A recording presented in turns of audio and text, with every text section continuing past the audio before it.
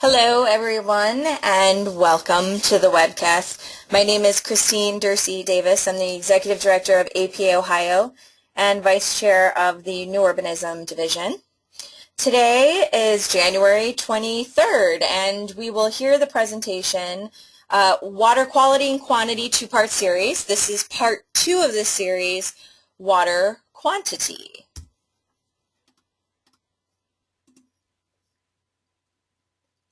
For technical help during today's webcast, type your questions in the chat box found in the webcast toolbar to the right of your screen, or you can call the 1-800 number shown for tech support.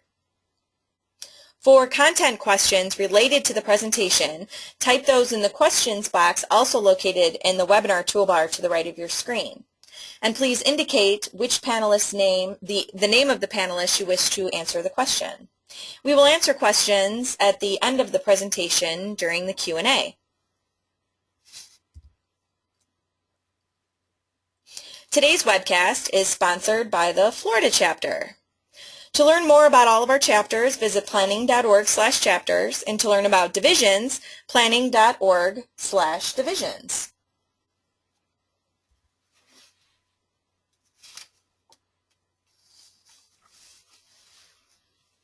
On your screen is a list of upcoming webcasts. To register for these webcasts, visit www.utah-apa.org/webcasts.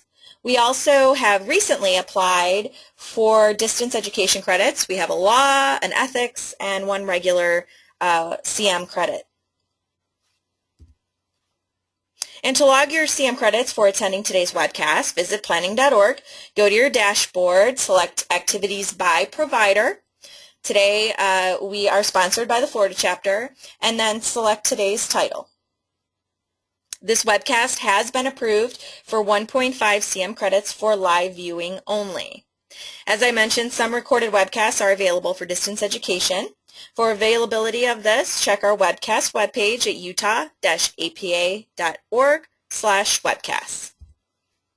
And like us on Facebook, Planning Webcast Series, to receive up-to-date information on our upcoming sessions. And we are recording today's webcast, and it will be available on our YouTube channel. Just search Planning Webcast. And you can also request a PDF of the PowerPoint by emailing planningwebcast@yahoo.com.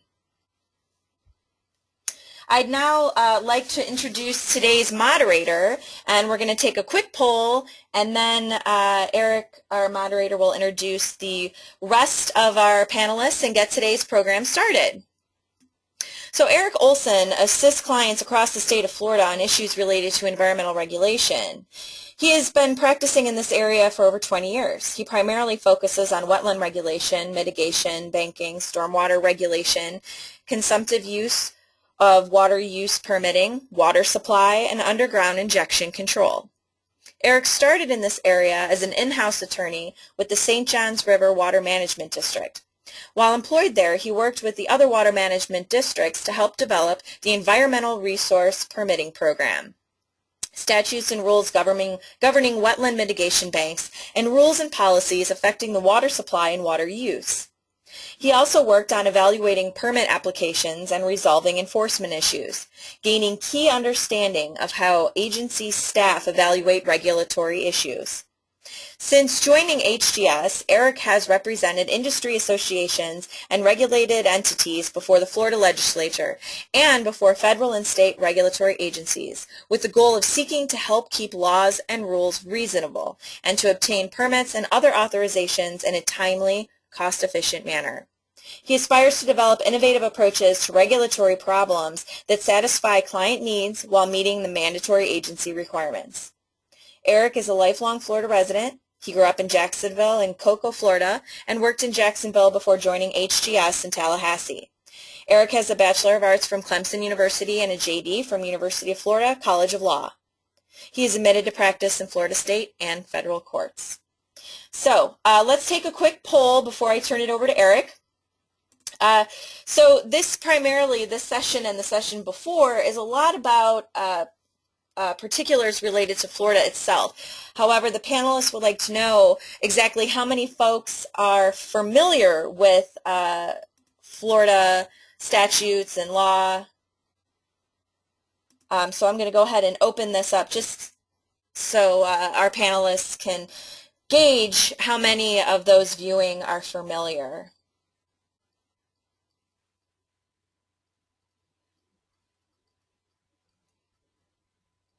We'll give it one more second here.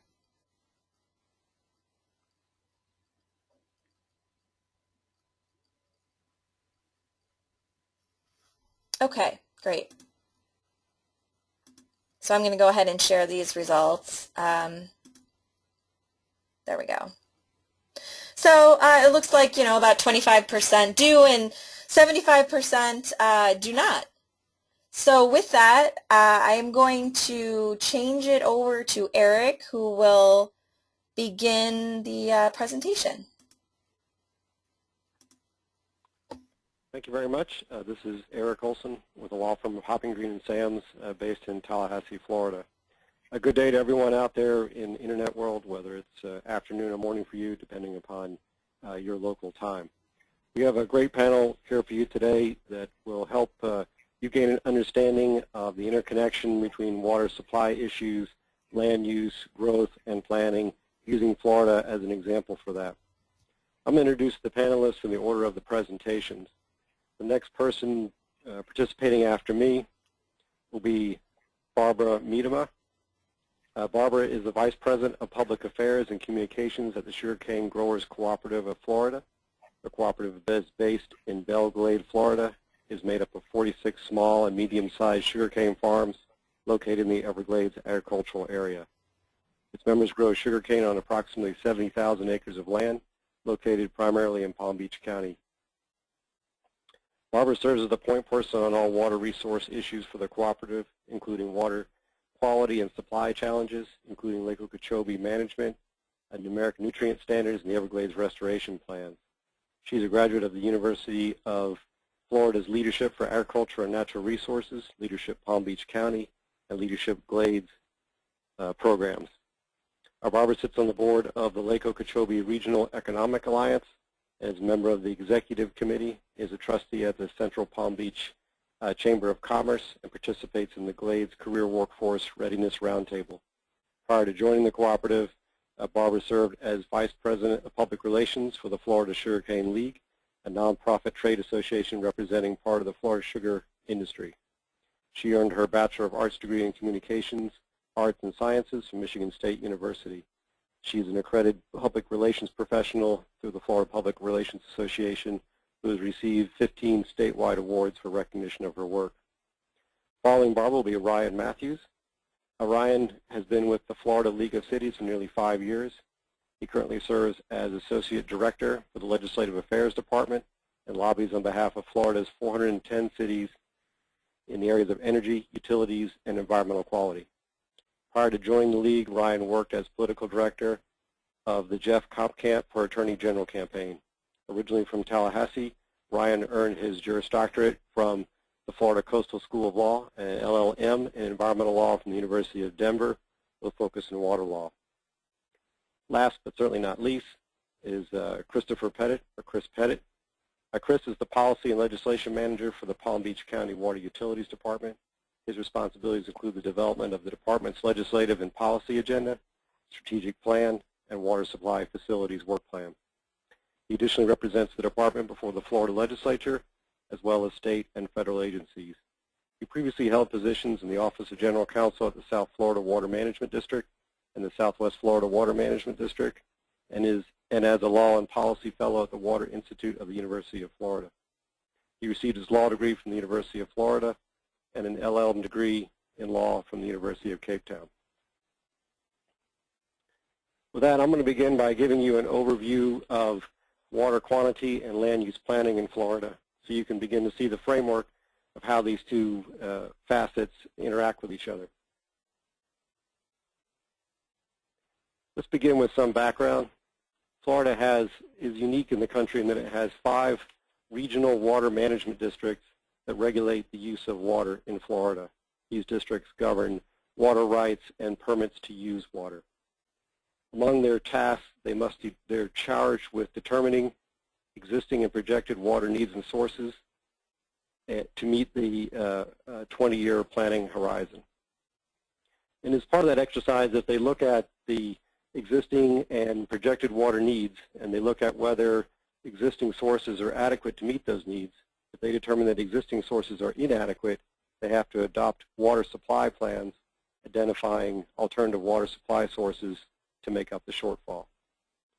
The key point of this exercise is that Florida's system requires an examination of the effects of water use both today and in the future up to 20 years. On the other side of the coin, Florida statutes require local governments to prepare comprehensive plans guiding development over a 20-year horizon. These comprehensive plans contain a number of elements related to transportation, future land use, and other issues. But for the purposes of today's seminar, the Florida statutes require that these local governments coordinate their comprehensive plans with the water management district's regional water supply plans. And after that, you can see the statutory citation requiring that coordination. Some more drill down into examples of how the Florida statutes require this coordination. Each of the local government comprehensive plans have a number of elements that they must contain that are mandated by statute. Among these is a conservation element, and within that conservation element, the local government must assess current and projected water needs and sources for at least 10 years. In doing that, they must consider the existing levels of water conservation that are occurring, use and protection, and the water management policies which have been adopted by the applicable water management district and set forth in that district's regional water supply plan. Another element is the intergovernmental coordination element. Each comprehensive plan must contain that. Among the items that must be in the intergovernmental coordination element are principles and guidelines for coordinating comprehensive plans with the water management district's regional water supply plans. Some more examples of this interrelationship are other mandated elements of coordination that a local government's comprehensive plan must contain. For example, local government comprehensive plans must contain a water supply facilities work plan for at least a 10-year planning period to meet existing and projected demand. The water supply facilities work plan, as much as it sounds, is a plan for how the local government will build water supply facilities to meet the water supply needs. Among the items that must be contained in the work plan are a consideration of alternative water supplies, meaning some supply other than groundwater, which has been the historic use of water in Florida, measures to conserve water, and measures to reuse domestic wastewater, which has been treated to reuse standards.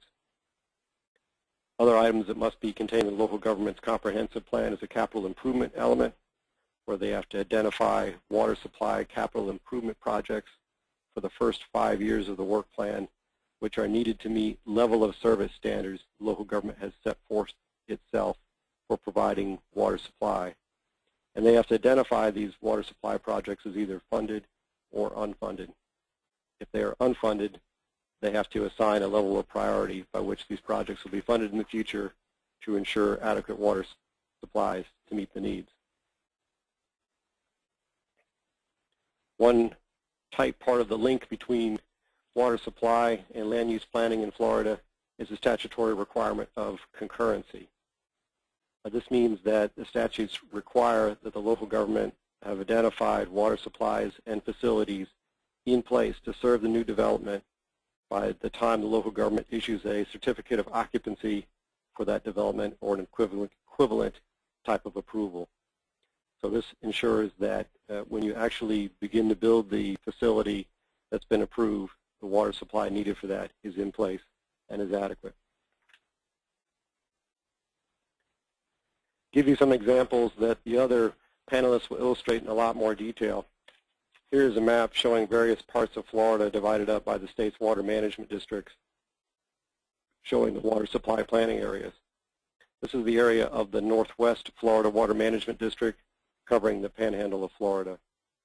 The Northwest Florida Water Management District has determined that based upon existing water supply needs and projected water supply needs over the next 20 years, there is not sufficient groundwater to meet those needs in planning regions number 2 and 3 shown on this map. So they've developed a regional water supply plan for those regions.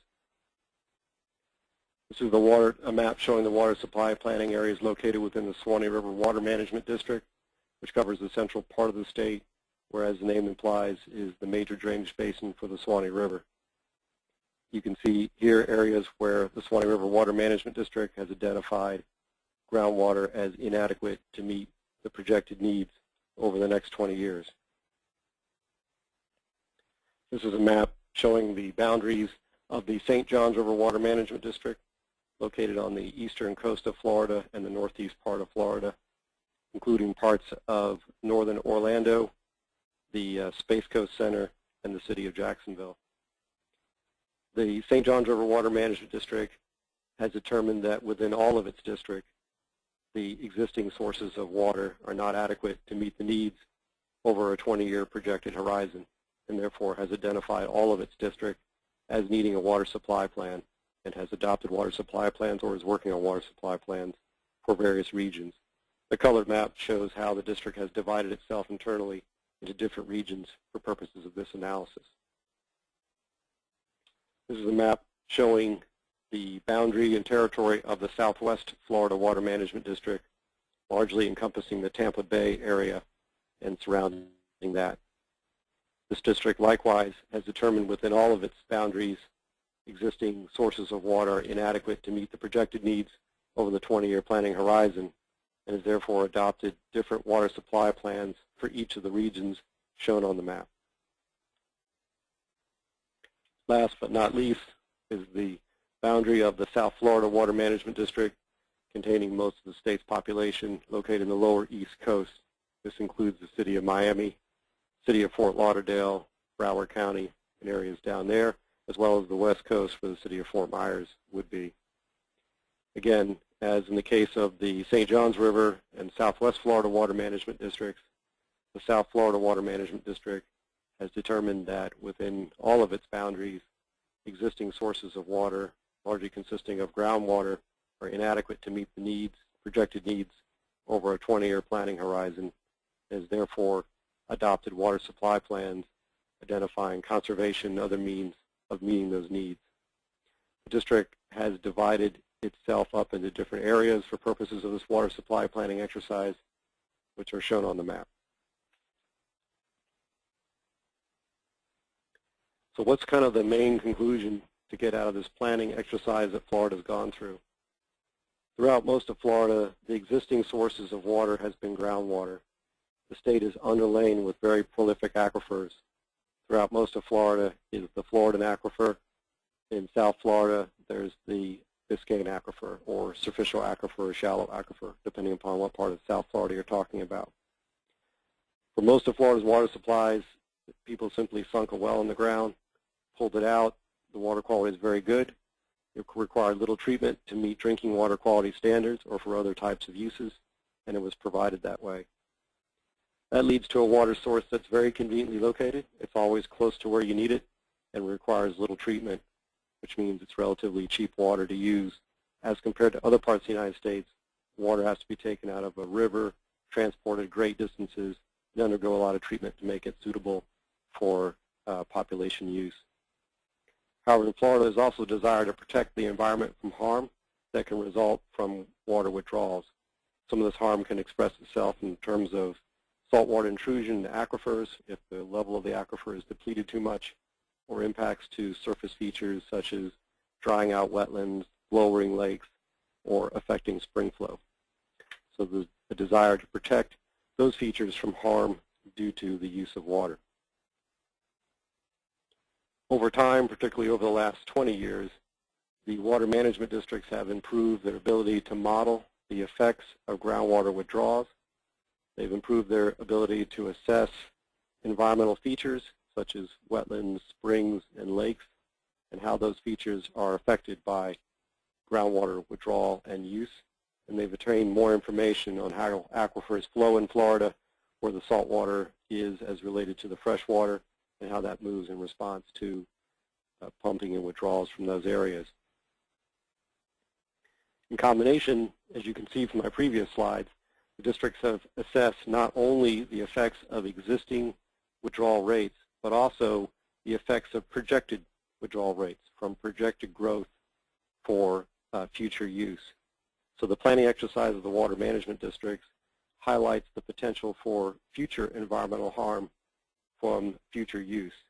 So in the areas shown by the water management districts in the previous maps, not all of those impacts are a result of existing water withdrawals, but are in fact the result of how the districts think the environment may be affected by withdrawals in the future. This focus on assessing the impacts from future withdrawals associated with planning for future growth and the associated water needs to future growth, and the increased emphasis on environmental protection and increased understanding of environmental protection is leading to new limitations on additional groundwater withdrawals. As the districts have assessed areas as not being able to meet the needs in the future without causing environmental harm, they're beginning to place limitations on the ability to receive permits and allocations for using more groundwater in the future in order to protect these environmental features. As a result, you see an increased emphasis by the water management districts on water conservation, trying to get growth to meet its needs by using less water to achieve the desired outcome. We've also seen the district focus on alternative sources of water, some source of water other than fresh groundwater. This can consist of the reuse of treated domestic wastewater, the use of surface water, which is an alternative source in Florida, although a primary source in other parts of the state, the use of groundwater located at lower elevations, which is brackish and naturally contains chloride concentrations too high for people to use without treatment, so it's been treated, and desalination of seawater or other marine waters to produce fresh water, which can be done, which is more expensive to undertake. We've also seen an increased focus on impact mitigation strategies, or means for addressing the impacts from pumping or projected pumping. This includes the use of technologies such as aquifer storage and recovery, or ASR, putting treated water into the ground and then withdrawing it out later, recharging the aquifer artificially, trying to move well fields away from areas where they may be causing impacts, and changing water from one user to another in an attempt to address potential environmental harm. When you combine these concerns with the local government planning requirements that I outlined previously, you bring up some potential impacts and potential concerns, such as will local governments have adequate potable water supplies to meet proposed land use changes based upon the estimated water needs, considering the water management district's water supply plans and the limitation on sources identified in those plans. If they have to build alternative water supplies, these are a lot more expensive than traditional groundwater use, so how will funding for that be identified and included in the capital improvements element of the local government plan that I highlighted for you earlier? This leads to this list of questions, which is being debated among Florida now, along with other issues related to combining water supply for growth. If you're going to have more expensive sources for water, how will that work with new growth? Who will pay for that? Will that result in higher impact fees or utility charges? Will you have to obtain state or federal cooperative funding to build these projects to meet our future water supply needs associated with growth? Will you have situations where instead of one local government utility providing water for its jurisdiction, it will have to work in cooperation with others to develop and fund alternative water supply projects? Local governments begin mandating higher conservation standards in a comprehensive plan or local government regulations to reduce the demand for water in the future. And with alternative water supply projects, they take longer to design and build than just sticking a well in the ground and withdrawing groundwater. So will these alternative water supply projects be in place to support new growth or development? And last but not least, how will self-supplied future development obtain its own water? In the case of self-supplied, I mean these are entities that don't get their water from a water utility, but rather withdraw their water straight from the natural resource, either ground or surface water. One big group of self-suppliers in Florida is agriculture. Agriculture does not get water from a water utility, but rather supplies it on its own. And with that, that provides a nice transition immediately to changes to Barbara Miedemera, and I'll do that now.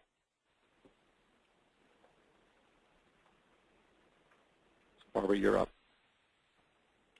Okay, thank you very much. I'm going to focus today on my presentation on South Florida agricultural water, which is a little bit different than statewide.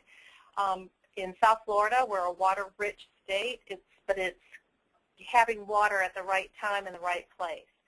To understand where we are today, we have to take a look back into our early history. 3 million acres were deeded to Florida under the 1850 Swamp and Overflowed Lands Act. It was public policy to dike and drain South Florida for economic development purposes, urban growth along the Gold Coast, and agriculture in the heartland. And the law of the land was water was available for use or to discharge from your property as long as it didn't harm downstream users.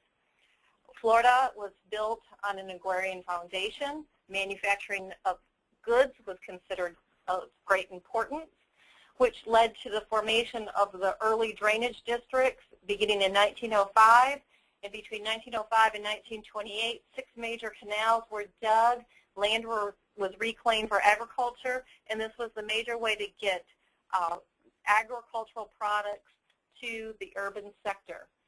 This is a historic map of what South Florida looked like. You can see that it was kind of a flowing river, a shallow bowl. Today, it's contained by a series of levees and canals. We have about 60 inches of rainfall, but we have 2 seasons, a wet season and a dry season. The wet season is from June to November. The dry season is from December through May. So the challenge is always how to capture and store water during the wet season to have enough water for everyone during the dry season. We're also plagued with hurricanes and droughts. It's an unfortunate part of life. The top photo demonstrates wildfires in the Everglades in the 1940s and significant flooding in hurricanes in 1947 and 48. This led to man's attempt to control the whims of Mother Nature and manage our water problems. This resulted in Congress passing landmark legislation in 1948. The goal was to have a designated area for agriculture here. It built this East Coast levee that held in the flood waters and allowed the urban coast to be developed. These little blue lines are highways for water, canals, gravity flow drainage, so it was very, very inexpensive. These are water conservation areas used to contain water. It also helps recharge lower East Coast well fields. There's about 865,000 acres here, and this is Everglades National Park. It's about 1.4 million acres, and it's protected from the urban area by the water conservation areas and the agricultural area by the water conservation areas. So this was land use planning before land use was even in vogue. The purpose, which remains today and was reiterated again in 2000 by Congress, is to contain, convey, and conserve water to promote economic development and the preservation of fish and wildlife. Lake Okeechobee is the liquid heart of South Florida, and these 50 years of changes have reduced the capacity of the lake by about a quarter. And the channelizing of the Kissimmee River back in the 70s also meant there was a greater inflow of water. The watersheds remained the same size, but your major storage feature got smaller. This led to concerns over the ecological health of Lake Okeechobee. Making water management even more complicated in South Florida is every governor since the creation of the Everglades Drainage District in the early 1900s have been engaged in water management decisions. In recent years, the needs of the natural system have become more important as a public policy than that of the built environment, agriculture, or the urban sector. So every decision that's made on water management is embodied with this. In the 1970s, the dawning of environmentalists really was launched with the passage of the Clean Water Act, the Clean Air Act, and Chapter 373 Florida Water Law. It also created the 5 regional water management districts that Eric spoke about, and the adoption of the Model Water Code in 1972 by Dean Maloney. It's a reasonable beneficial use test coupled with environmental protection. So in Florida, the right to a water permit merges the concepts of both Eastern and Western water law. Water is held in trust for the state, and permits are required for all consumptive uses. Today, they're 20-year permits. You must meet the reasonable beneficial use test and to be deemed to be in the public interest. This establishes your legal right to use water. In the South Florida Water Management District, our water is 100% reliant on surface water and that of Lake Okeechobee. For us, our permits are based on a quantity for 12 months in a 1 in 10-year drought situation with a maximum month allocation, a maximum day allocation. And the one thing about agriculture in this region is we actually borrow water. For every gallon we use, we return 3 gallons to the Everglades. The system was built to capture rainwater that falls on the 700,000 acres of land and then discharge it into the water conservation areas to recharge well fields, preservation of fish and wildlife, and recreation. Statewide, urban water demand now exceeds that of ag water demand. And in the 20-year horizon, the urban use is expected to grow by 30%, while agriculture a mere 5%. And in the South Florida Water Management District, it's expected to stay stable. As I mentioned, Lake Okeechobee is the liquid heart of South Florida, and it serves many, many masters with often conflicting objectives. It's water supply, it's flood protection, it's navigation to get from the East Coast to the West Coast, it's recreation, the biggest bass fishery in the country, and it's natural ecosystem health. It also has the outlets to the St. Lucie and the Caloosahatchee estuary, and their needs also come into play when you're making water management decisions. This is a graphic depicting the Lake Okeechobee service area, all of the region that is directly dependent, 100% dependent on the lake for their water supply. This area here is the Everglades agricultural area, home to about 400,000 acres of sugarcane and another 100,000 acres of fresh market vegetables. This is the Caloosahatchee region. It's basically citrus, and this is some pasture cow-calf operations. Hang on a second. We've got to right-click and go back. Okay. Hang on a second. Sorry about that, guys. Okay. The Everglades agricultural area is a very important part of the economic engine in the state of Florida. We generate 23,000 jobs. The majority of that are in the Glades communities that have a jobless rate that's 4 times greater than that of the rest of the state. We contribute $3 billion annually in Florida's economy. We're the largest supplier of sweet corn, of sugar cane, and of winter vegetables, leaf crops. Half of the cane sugar produced in the country is produced right here in the Everglades agricultural area. Florida was founded with 3 legs of the stool. That's agriculture, tourism, and construction. In 2000, it marked the passage of the historic Comprehensive Everglades Restoration Plan. There was widespread recognition that the system would not be sustainable for the next 50 years and that we were going to need to do some things to grow the water pie.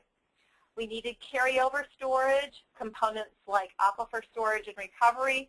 That's all these little red dots. There were some 233 of them surrounding Lake Okeechobee and then along strategically in other areas. The goal was to improve the timing, flow, and distribution of water, primarily south of the lake. And was beautiful because it didn't pit the needs of agriculture against urban or urban against the natural system. Everybody was kept whole, and we're all part of what makes South Florida great. There was widespread, unanimous support for moving forward. It also assured that everyone was kept whole as of December 11th, 2000, when the plan was adopted by Congress, and it all made sure that we all kept that 1 in 10 level of service. There was two critical components that did that. One was called the Savings Clause, and the other was considered water reservations. The Savings Clause meant that anybody who had a level of service for flood protection and water supply would be kept whole as of December 11th, 2000. Nothing would be diminished. If a project came along and transferred your water source, a replacement project would have to be online and working before they could take your water away. Water reservation was a new term and was reserving water made available by the new projects, and there were some 68 different components in the Comprehensive Everglades Restoration Plan, that the water would be reserved from being able to be permitted for a consumptive use if it was determined that the environment needed it first.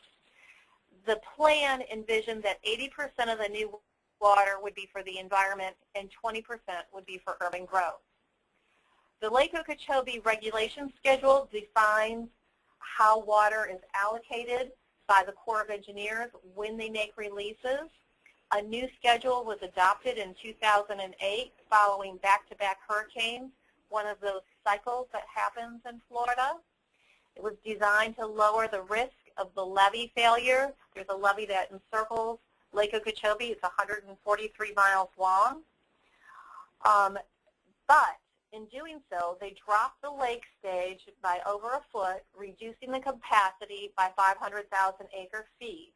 And that made that Lake Okeechobee service area move from a 1 in 10 level of service to a 1 in 6 level of service. So we have less water available in the lake, which means that we have conflicts that occur more regularly. Complicating the issue a little bit further is if the lake is in a water shortage and it drops below 10.5 feet, we can't get water out of the lake by gravity. So you have to install temporary forward pumps to pump the water out and over the levee into the canal system to get our irrigation water. And this sets up that competition between the natural system and water users. But you can see that fixing the dike is important. This is a graph showing Hurricane Jeanne in 2004 and the lake change in just 13 feet in just 6 hours in Lake Okeechobee. So that's how important the lake is for flood control and water supply. The Corps of Engineers has started the Hoover Dike Repair Project. They have completed 21 miles of a cutoff wall in the area that's most at risk of levee failure. They've spent more than $600 million. They're expected to spend $1.2 billion. The project is hopefully going to be rehabbed by 2022. However, even though the schedule was deemed to be a short-term schedule, restoring the ability to store water in the lake is still an iffy proposition. In order to help give more guidance to water managers, the stakeholder group called the Water Resource Advisory Committee developed a series of protocols to help water managers make better lake decisions. It holds water in the lake when it's not needed, so more is available when it is. It primarily provides more fresh water to the Caloosahatchee Estuary during the dry season. However, the Corps of Engineers has decided not to follow the protocols, and again, this sets up that competition for everyone during the dry season. Managing the lake is complicated and complex. I don't expect you to be able to follow this graphic, but this shows all of the release decisions over a period of the last 2 years and where we are in the position analysis. So you can see that they're making decisions week by week on what they're going to release from the lake. What does this mean? This means that we have less predictability in our water supply. Well, where does the water go? 34% goes out to the Caloosahatchee, lost to tide. And on the St. Lucie, it's 10% where they don't want any lake water. Agriculture takes 48% of the water for irrigation, and then it goes through a series of stormwater treatment areas or artificial marshes, and eventually ends out into the Everglades. Lake water is rationed during droughts. They calculate the actual releases based on the degree of cutback. We go into phase 3 almost immediately, which is a 45% reduction in water use. And then it's distributed by various basins. And again, we have to rely on forward pumps to get water. That means the new schedule results in low lake stages more frequently. And the pumps can only pump 50% of the crop demand. And we also have a new need for water called the stormwater treatment areas. It's very difficult to get water to the East Coast cities like the city of West Palm Beach when we have low lake stages.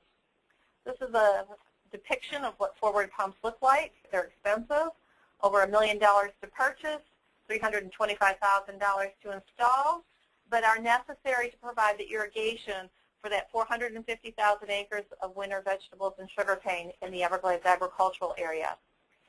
2000-2001 was a managed recession where the decision makers between the Corps and the South Florida Water Management District wanted to make sure that the lake was going to be at low stages entering the wet season. So they began making high-level discharges in February, and that resulted in the cutbacks that you can see there, the crop demand versus the amount of water that we had in the 2000-2001 dry season. The Lake Okeechobee service area lost over $200 million in productive agricultural projects. This region is the largest and most productive farming region in the country and is totally dependent on Lake Okeechobee for its irrigation supply. We have 20-year permits, which are a license to use water, but there's no guarantee that it's going to be there when you need it. The federal agencies have begun to infringe upon the state's right and traditional role to allocate water among the various users. But we continue to work with all federal and state agencies and responsible parties because we believe that we can have a robust natural ecosystem that's compatible with both agriculture and the Gold Coast. So South Florida, we don't necessarily have a water shortage, but we have a great need to be more effective water managers. Now I'm going to turn this over to Ryan, who's going to give you a more macro view of things. Okay. There you go, Ryan. Thank you, Barbara. I appreciate that. And thank you all for having me and giving me the opportunity to speak with you today, both those of you who are in Florida and beyond, outside of the state. Wanted to give you a little bit of background of our association. The Florida League of Cities represents all 410 cities, towns, and villages comprised of the state of Florida. We're governed by a board of directors, which is comprised of the elected municipal officials here. And those of you who are planners for local government can appreciate I answer to roughly 1,500 to 1,600 bosses throughout the state of Florida. Article 8 of our Constitution established what's known as Home Rule Authority for our cities in the state. Essentially, it's an autonomous authority to adopt laws so long as the state has not preempted or occupied the field. And Eric gave you sort of a brief overview of the legal framework which is set up Florida's water laws. I won't repeat it. I'll just talk to you a little bit about the conversation that we're currently having and how poignant it is. The state of Florida is at a crossroads in terms of planning for adequate water supply, one for its rapidly growing population, and this delicate balance really rests on ensuring that there is an adequate water supply for a state that relies, as Barbara mentioned, heavily on agriculture to the tune of around $115 billion industry that it is, and the needs of the domestic water supply. And we can get back to this in future slides, but Eric brought up a great question, and really has been the elephant in the room, is who pays? Where are we between, at the legislative level, conversations with the business community and local governments? Who pays for the declining infrastructure, the water resource protection, and other needs that the state's citizens, agricultural users, and providers are going to have in this rapidly growing state? So again, the Florida Water Resources Act of '72 really is the framework of Florida water law. It established the 5 water management districts that have been spoken about. And those water management districts are required to implement regulatory programs such as well construction, consumptive use permitting, which is your 20-year reasonable beneficial use permit to withdraw water, as well as the management and storage of surface water. And the Florida Department of Environmental Protection has supervisory authority over those water management districts. Just to give you some idea, our water balance is delicate. In 2010, the statistics show that we used roughly 6.4 billion gallons a day in the state. In 2030, that number is expected to rise to roughly 7.7 billion gallons a day. And 65% of groundwater withdrawals are from that Floridan aquifer, which really stretches southern Alabama into mid-Georgia, extends down into the state of Florida, and roughly a little bit north of Lake Okeechobee, that we use the majority of our groundwater. Those 5 water management districts are tasked with ensuring that there will be adequate water supply that will meet the existing needs of all users. And the regional water supply plan, the planning process, is where local governments have the most interaction with those water management districts and the Department of Environmental Protection. If they fall within a regional water supply plan where it is known that water uses will not be adequate, then that's where the amendment of the comprehensive plan is legally required. And that plan will last for a 10-year period. And essentially, as Eric mentioned before, that comprehensive plan will address the water supply sources in your areas, the facilities for our purposes, which are municipal water utilities that are necessary to meet those projected water use needs. And again, these needs are changing. They're ever changing on the population influx that the state has seen and will continue to see in the coming years.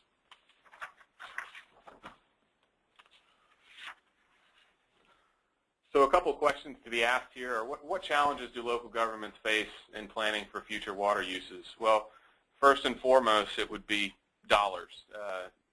We want to see from a planning procedural process the shift of focus on smart growth decisions. We're a state that is relatively built out in coastal areas, so I think it's necessary from a municipal standpoint to begin to rethink large-scale developments only in the way that they need to ensure that there's proper planning for stormwater treatment areas, for aquifer recharge areas that come with the development of those large-scale developments that Florida is really so well known for. Will that lead ultimately to municipalities enforcing conservation standards in their comp plans? Possibly. There's not much alternate choice. We come back to sort of the defining problem that local governments face, not only in the state of Florida, but everywhere in this country. When you talk about who pays for those infrastructure improvements, really local governments have 2 options. Number one is to raise their millage, thereby raising property taxes in their municipality, or 2, to increase utility user fees. Both are really politically damning choices at the local level for any local elected official whose first move in office is to raise property taxes that generally won't make for a long career in government or politics. But it's something that's a very real, identifiable wall or barrier to ensuring that there is an adequate water supply, unless the state is willing to kick in a significant amount of money. So to go over again from a planning process with that comprehensive plan, there are a couple of things that are mandated by law that Florida planners have to abide by. The first being that you have to coordinate with appropriate aspects of the comp plan with the water management districts to ensure that compliance with the regional water supply plan. Recently, agriculture was actually added, I believe, 2 years ago to the regional water supply planning process. And from a local government standpoint, this is a good thing, as Barbara mentioned. We're coming to the point in this state where we realize that all parties are needed, and that a contentious conversation over water supply will do no one any good. So including agriculture in that water supply, regional water supply planning process is a benefit for all parties, so we know exactly what those allocations are needed and to ensure that both ag and domestic use are met. Secondly, you must revise potable water sub-element, essentially to ensure that your utilities within your comp plan in your city have that adequate water supply to meet the needs of your constituents. You're revising conservation elements, and that will assess current and projected water needs for that 10-year planning purpose. Again, this will have a heavy emphasis on water conservation, the use and the protection and applicable policies of one of the 5 water management districts that you will be in. And really, as we move forward, public water supply will account for the majority of overall growth in our state's demand for water between now and 2025.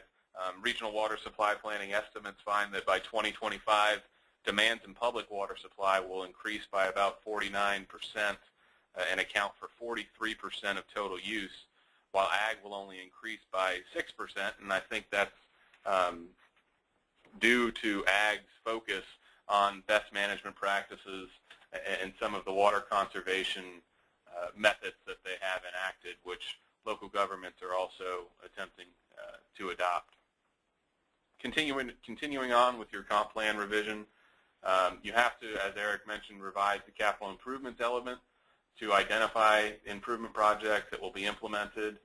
Again, those will be adopted based on priority in terms of whether or not those projects are funded or unfunded. After that, there is a evaluation and appraisal review of your comp plan. We've shifted away significantly from a state review process of local government comp plans here in the state of Florida. The pendulum shifts back and forth historically, and currently local governments are largely on their own as the state's land planning agency was sunsetted a couple years ago and really merged into a new agency that has since taken over. So there is a lot of responsibility on local governments in their comp plan process. One of the problems that we identify with that is some of our smaller communities do not have the sophisticated planning department that our larger cities, such as the Jacksonville, Orlando, Miami areas have. So what are local governments doing to increase water supply? They're doing a couple of things. There's been tremendous investment in the focus of increasing water quantity and expanding alternative water supplies in this state, and that's done through a couple of different methods. It's done through reclaimed water facilities, again, which is treated wastewater. It's done through desalinization, aquifer storage and recovery, constituent education, which is the most efficient increase in water quantity, and other methods such as gray water, rainwater harvesting, stormwater treatment areas, and recharge areas. The use of non-potable water in Florida has increased significantly as well, from 2 million gallons per day in 1970 to roughly 165 million gallons per day back in 2010. Reclaimed water has been a focus in this state. In 1986, roughly 206 million gallons per day of reclaimed water were used, and to 2010, that number increased to 659 million gallons per day. 80% of reclaimed water is used to basically supplement potable quality water withdrawals. You're using that water for urban irrigation, some ag irrigation, although there are some restrictions, and then industrial use for power plant cooling, electric utility cooling, and the like. So why use reclaimed water? Well, it really just eases the burden on other withdrawals. which can become limited, and we've seen that the Floridan aquifer cannot handle the increase of supply that's needed for our state moving forward. Water reuse, our reclaimed utilities use highly treated domestic wastewater, and again, that is used particularly in this state mostly for urban irrigation and golf course irrigation, and it is strictly and stringently monitored to ensure that the health and welfare of the public as well as the environment are protected. This is an example of the city of Port Orange's reclaimed water facility. The city was one of the first to jump into the reclaimed water business. This particular facility has a capacity of 12 million gallons per day, and it's something that once it is discharged again, it's discharged into the Halifax River, and Port Orange is, for those of you who are not in the state of Florida, in the Daytona Beach region. To give you an example of some of the use that we're finding, the South Florida Water Management District, their reclaimed water statistics have around 127 residences that irrigate solely with reclaimed. There are 200 golf courses in that water management district that irrigate entirely with reclaimed, around 270 parks, and then 80 schools. And again, the benefit of using reclaimed is you also receive exemptions from year-round irrigation shortages or metering, and it can allow you to have more use on a year-round basis as you're not imposed to restrictions. Desal is another alternative water supply source. Desal removes dissolved salts in the water to make it fit for consumption. As desal is also used for irrigation and other industrial uses. The desal process uses reverse osmosis. It is a very expensive technology. Thankfully, that technology is coming down in cost, but it is still significantly higher than the traditional treatments for brackish groundwater. The Tampa Bay water desal plant is probably the most notable desal facility in the state. It has the potential to produce roughly 75 million gallons per day. There are 29 brackish and 2 desal plants in South Florida that combined have around a 250 million gallon per day potable output. And this is just simply something to give you some reference as to the desal process.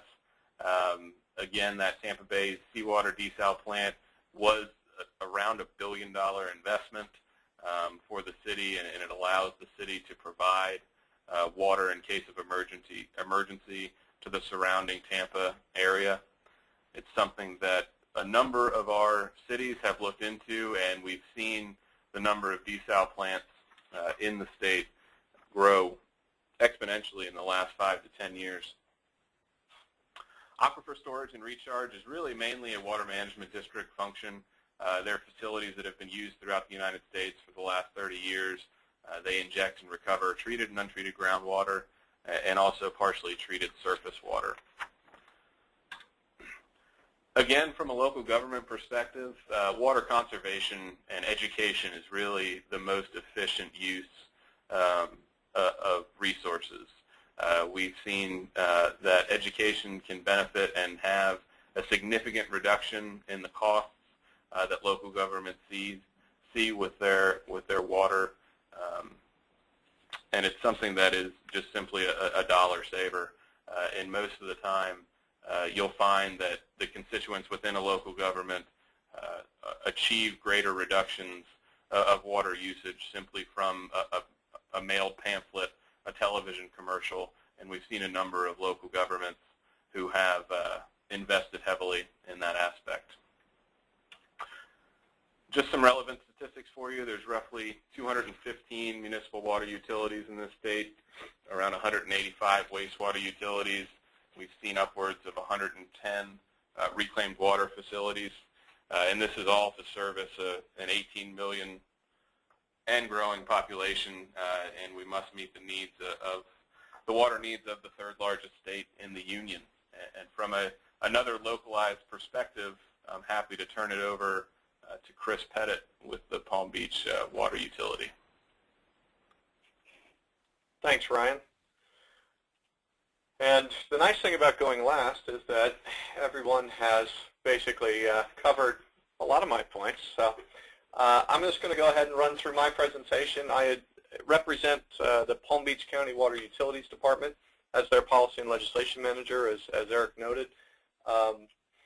We are the third largest wastewater utility in the state, well over 500,000 residents served, almost 600 employees, $115 million operating budget, over $1.5 billion in assets, very, very widespread reclaimed water reuse network. We are recognized as an industry leader in both wastewater and wastewater. As I noted, we've got a number of major facilities, 5 water treatment plants, total capacity of over 100 MGD, million gallons a day, a number of wells. We do have 8 Floridan wells, which down in South Florida, the Floridan is actually the secondary aquifer, with the Biscayne is the superficial aquifer. We actually have a reverse osmosis plant that does about 10 MGD out around Lake Okeechobee, the municipalities around the lake. That is a desal plant because the water that we're pulling up from the secondary aquifer is brackish. We've got 4 total wastewater treatment plants, capacity of almost 60 million gallons a day. Our production facilities for reclaimed water, which is our treated wastewater, is almost 50 MGD. The majority of our users are irrigation, although we have one large-scale user, Florida Power and Light, the regional electric company, utilizes up to 22 million gallons a day for cooling water in their energy center out west. We additionally have wetland treatment capacity where we also put the treated reclaimed water. That's about 5 million gallons a day. They happen to be very high quality economic and environmental drivers, and very popular with the birders here in Palm Beach County. Regulatory background, we've got a consumptive use permit that's 87 million gallons a day. I put issued in 2003 because that was when we're on the way up. We've had some very interesting planning ramifications as a result of the economic downturn and real estate crash that hit state of Florida hard. We are seeing a great deal of uptick in development and those sort of proposals, which goes to very close coordination on our part with the planning, zoning, and building department. We've had a substantial commitment to AWS, alternative water supply. We need to make sure that we provide a net benefit to the regional system so that the impacts of what we're withdrawing, the 87 MGD out of the superficial aquifer, is balanced by the positive benefits as we implement the alternative water supply program. We have 2 ASR wells, as Ryan referenced. We are one of the local governments that utilizes them. We do utilize our treatment wetlands, which provides us with recharge benefits. Reverse osmosis, which is an alternative water supply because we're going to a secondary aquifer, and a very, very aggressive reclaimed water program that we continue to collaborate with other local governments in the region to expand our program because we have very high demand. We continue to explore other regional projects in terms of storage reservoirs and other things, because an important planning technique that we utilize is the diversification of our water resources. We have a well-established conservation program. Thank you, Ryan, again for addressing the local governments utilizing it. We have found that the economic driver through a very aggressive tiered inclining block rate that you pay more as you use more water has been extremely effective in bringing down our per capita usage rate. We've done an aggressive customer outreach program that has resulted in very beneficial impacts, and we also implement a local ordinance that adopts the regional water management district's year-round conservation rules. As I mentioned, our per capita we just got done doing our latest water supply facilities work plan. We actually have lowered our per capita planning number based on the impacts of the economic downturn and the impacts of our conservation program. We are now looking at being able to serve all contemplated development in the region that we know of currently, probably through the late 2020s based on the allocation in our permit and the way in which we've put our program together. Additionally, the permit, when we go in to get our permit, permits must meet regulatory requirements. As Barbara mentioned, Part 2 of Chapter 373. For us, we have to include, as I mentioned, the positive net benefit. We have to include proposed projects. Now, what becomes interesting about that from a planning perspective is that a number of the projects that we are in our permit, we're now 12 years out, and we have found that there are more effective ways to address the issue. So as we go through the planning process on a utility local government level, and as we go through the regional water supply plan process, we have the opportunity to communicate with the regional regulatory authorities to say, we've found other ways that have been more effective. We've been able to more aggressively expand our reclaimed program. As we have seen a downturn in the economy, and as a result, our per capita is down and the demand figures are down. Therefore, we are able to maybe push back this project, move another project forward. The planning process provides that flexibility for you to do that. We do have to be concerned about something we have in South Florida,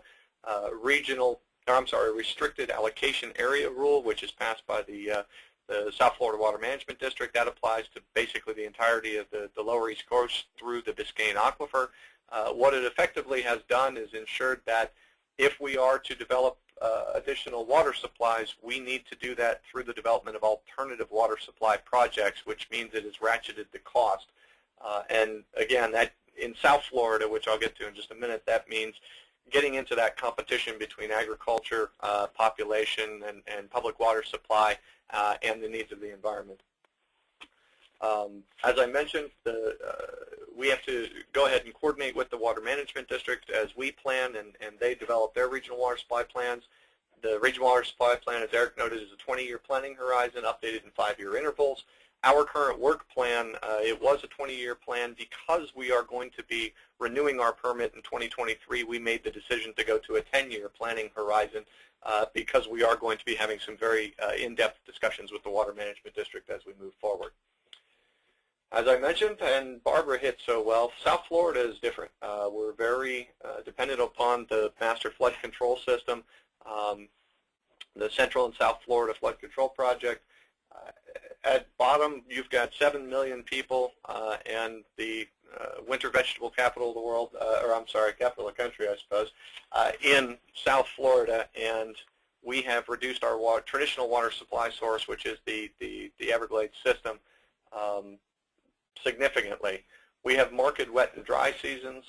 We get too much water during the wet season. We don't get enough during the dry season, and we try and even out those peaks in between.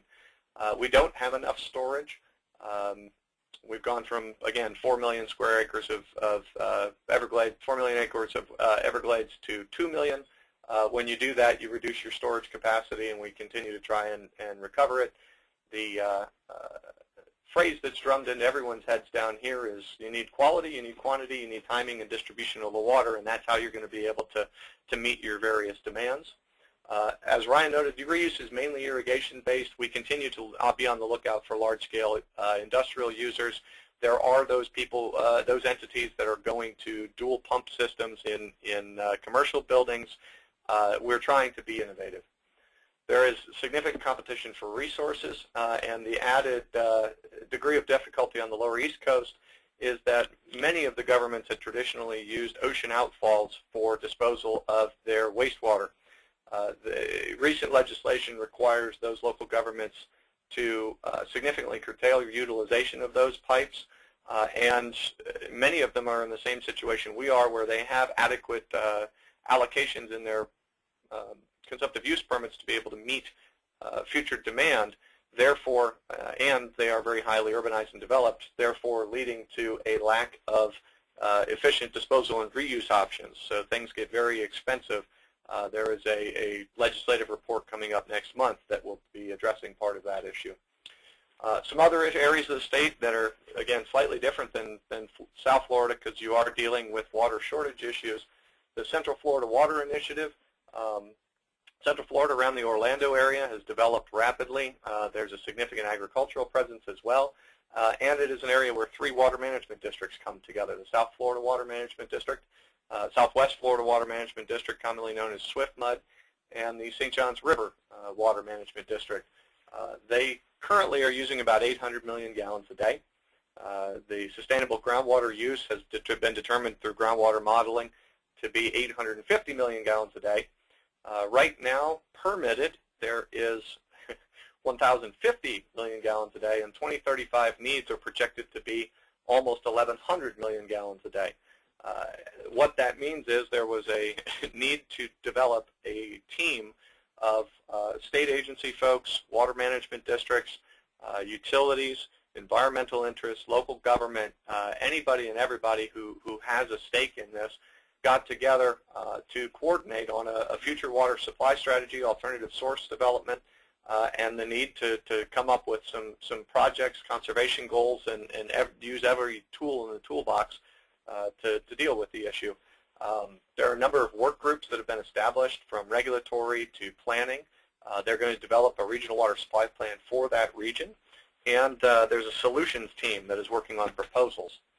North Florida Regional Water Supply Partnership is very similar. There's 14 counties, Northeast Florida, utilities, local governments, agriculture, environmental stakeholders, 2 water management districts, the Swanee River and the St. Johns River Water Management District, and the state of Georgia, because there are transboundary issues in this area.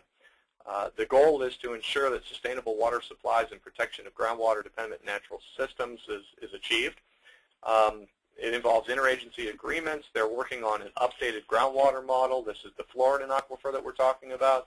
Again, there's going to be a regional water supply plan, which is, it'll be interesting to see how it interacts, along with CFWI, with the traditional water management district water supply plans, and the development of prevention and recovery strategies for minimum flows and levels, which is a statutory requirement in Florida law.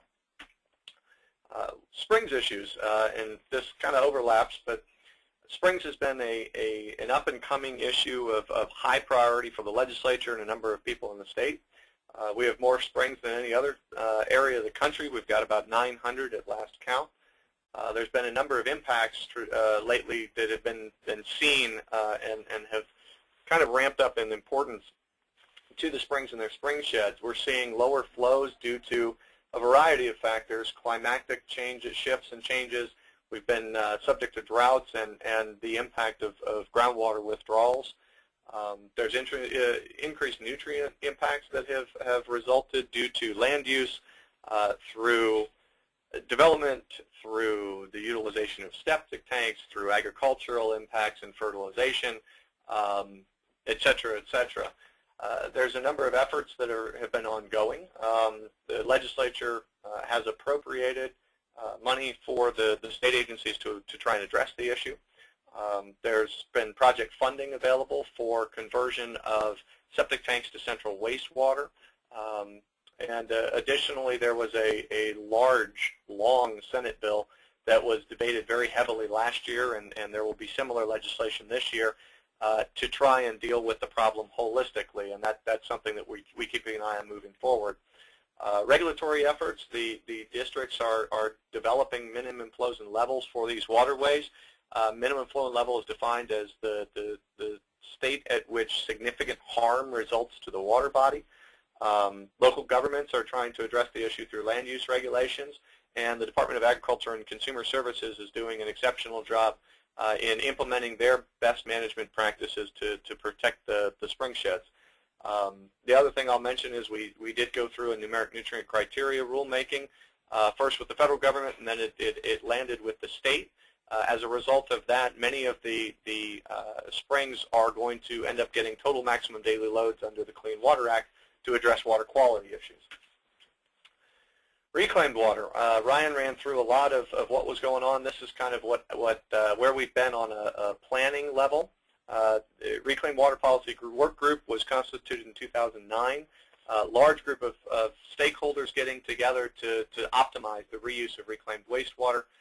We needed to better coordinate water supply planning and permitting. There was a final report issued in May 2012 that was largely implemented. There's a couple of outliers that we still continue to try and look at. Most recently, last year, the Senate passed a bill that was approved by the House, signed by the governor, that instituted a study. DEP is leading the study with water management districts, agricultural interests, environmental interests, the utilities and local governments.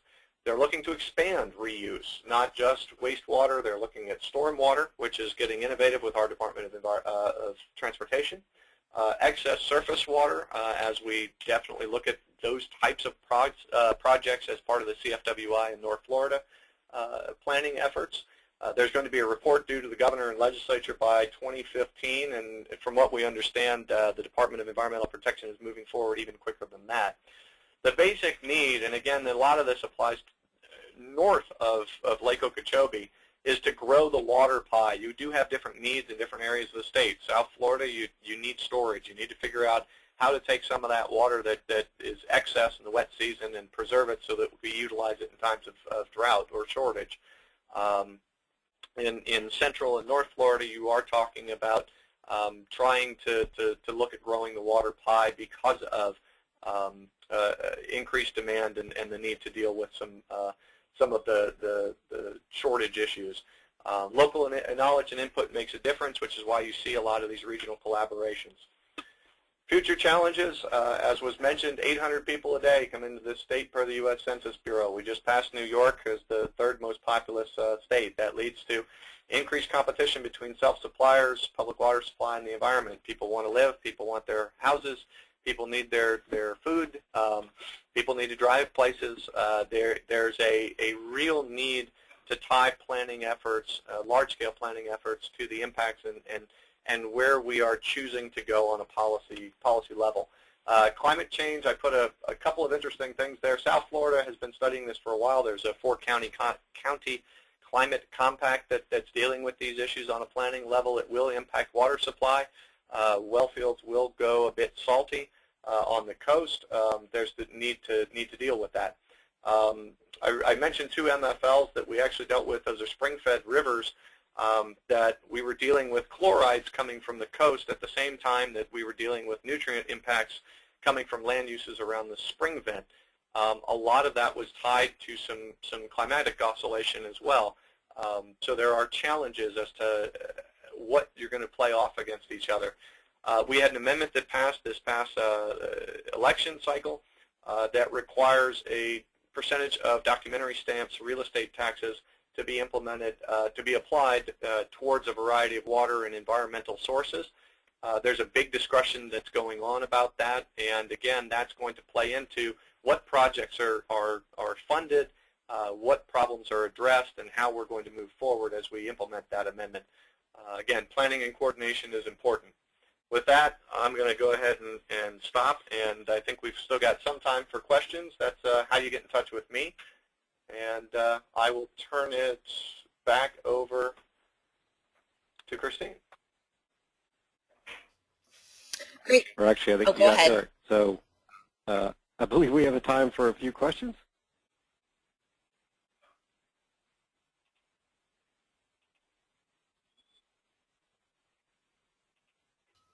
Great. Eric, do you want to go ahead and start that facilitation? I don't see any questions. So. You're not seeing any questions coming through? I am not. Okay. Then I'll just go ahead and start asking some. Okay, the first question is for Ryan. A significant portion of Florida's growth in rural or less developed areas has often occurred in large new developments.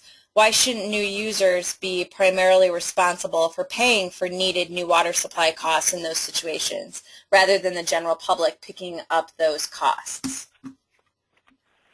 From a local government standpoint, I couldn't agree with you more. I think what happens is throughout the growth management laws in this state, we've seen that developers are on the hook for certain things, but local government has paid a portion of that bill for a long time. And again, with the pendulum switch going back and forth between the planning process in this state, what local governments haven't been able to do in a Republican-dominated legislature is gain any traction with raising impact fees or anything that would allow for more of an onus to be placed on developers. So it's something that I think within the rural areas in particular, again, who don't have the sophisticated planning departments, we often see in this state, as most others, where legislation is passed by anecdote. If one local government has what someone considers to be a nonsensical impact fee, then we typically get a state solution in terms of what can and can't be charged. Thank you. This could be for anyone. What is predicted to be the effect of sea level increases on water supplies generally?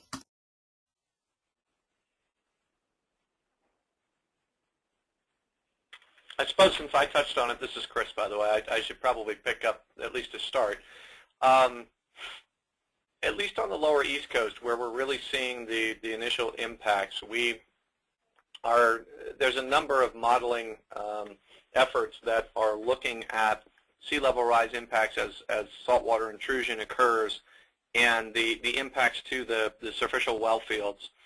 As that happens, as wells go salty, the existing treatment technology isn't able to handle it, and as a result, you either have to develop additional well fields someplace else or you have to go to an alternative water supply source.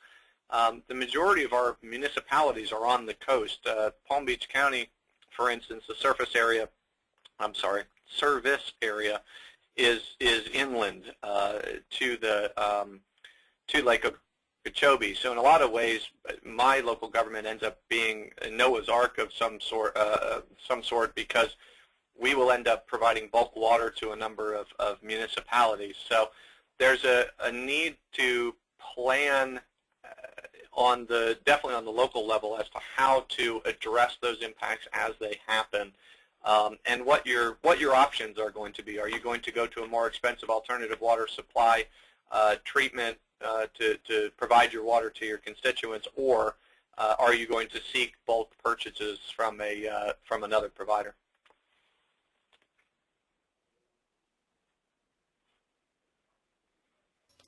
Any other comments on that question? Okay. This is an interesting question. This is for anyone, are there any groups or special interests opposed to water resource preservation efforts in Florida? What type of groups are these, and what are their typical arguments or objections? I can take a fairly short stab at that since I'm in the comfort of my office with a closed door and nobody will throw anything at me.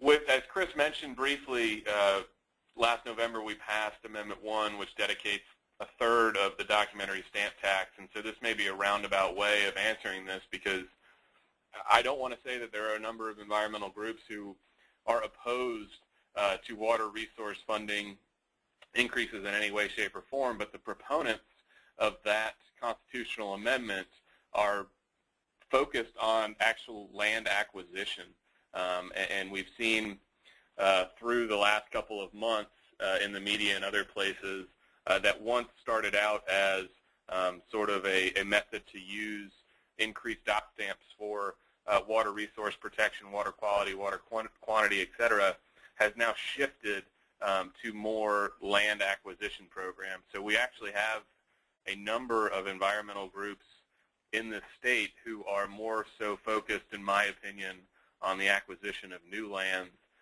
than water resource protection.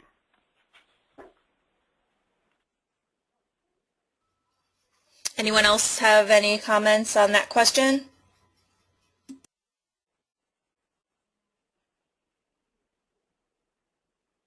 Okay, next question. Does the Everglades Comprehensive Plan make allowance for climate change? Does the Everglades This is Barbara. I'll take a stab at that one.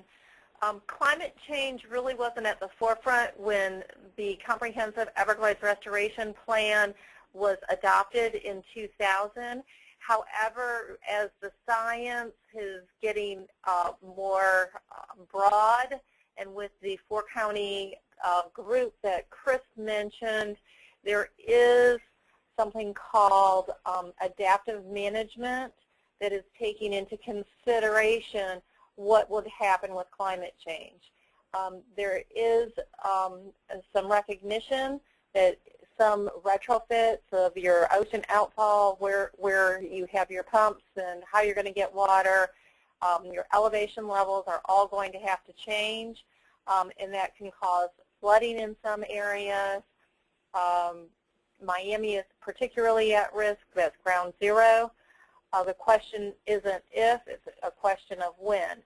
So long story short, yes, there is a move afoot to factor climate change into the overall scheme of things as we move forward with the Comprehensive Everglades Restoration Plan.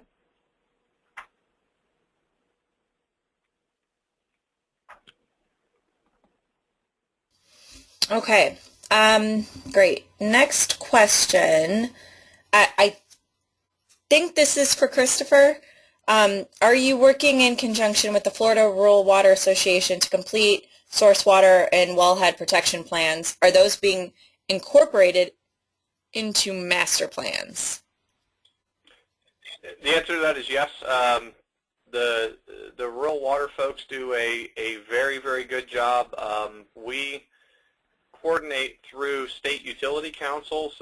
We have a very, very intricate communication network that we're actually very proud of, because it ensures communication and collaboration between the rural utilities, the urban utilities, folks that are dealing with different issues from the southern part of the state through the panhandle, because you never know when a good idea is going to arise based on a factual scenario that, say, we wouldn't necessarily see here in South Florida. So yes, there's a very avid communication taking place, and it does end up being reflected in the master plans.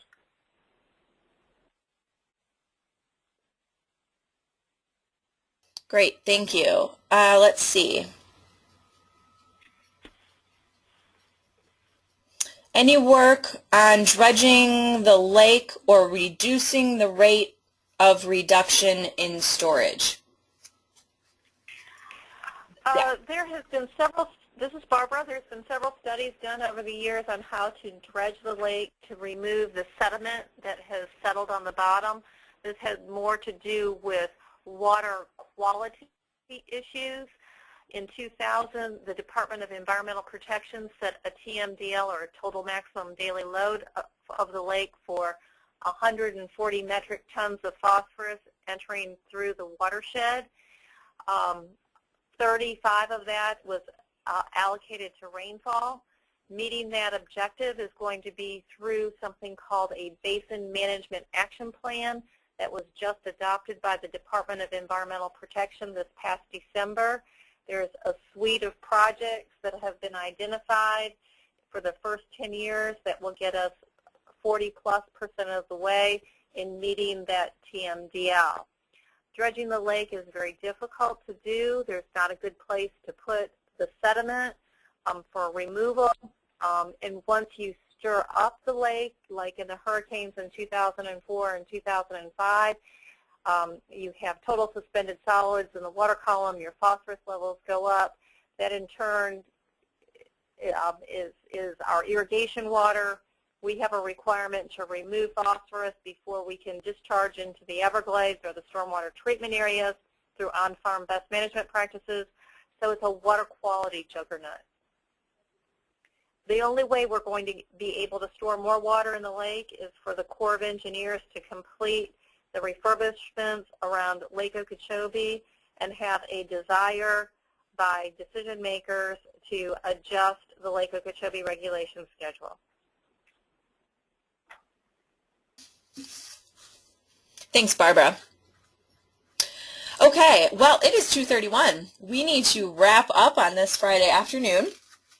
So thank you to the Florida chapter for sponsoring this two-part series. It was really great to sort of hear first the first half of it last week on more water quality issues, and then this week to really dig further into quantity and water and where we get it from and what we do in the future. So Eric and Ryan, Barbara, Christopher, thank you for joining us today and taking time to sit with us. And everyone have a great weekend. Thanks a lot. Thank you. Thanks, Chris. Bye-bye. Thank you. Bye-bye.